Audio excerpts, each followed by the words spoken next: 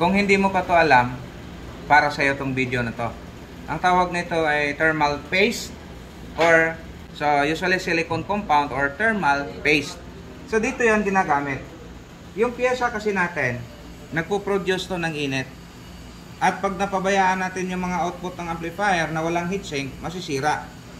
Ngayon, para manatili at maayos siya na hindi masira sa sobrang init, kailangan ilipat natin yung init dito sa heatsink. Ito yung bakal na yan.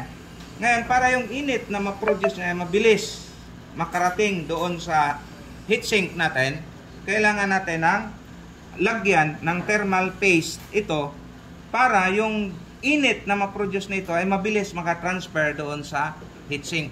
Kaya naglalagay tayo ng thermal paste. Yun yung reason yan. Kaya pagka kayo ay gumawa nito at tinanggal nyo, magtataka kayo parang may paste na nakadikit dyan, nililinis nyo kasi nga parang basa, huwag nyo linisin. Kung wala kang pamalit. Pero kung may pamalit ka, pwedeng palitan mo. Alisin mo yung mga luma, yung mga nanigas na, at palitan mo ng bago. Para yung transfer niya ay mabilis. Yung iba naman, akala nila ito, ang tawag naman ito ay mica insulator. Minsan pagtanggal natin, nahulog to.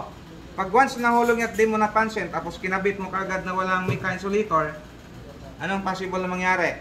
Magputukan yan dahil magsushort yung connection sa supply. Kaya dapat nalagyan mo rin ng mica insulator.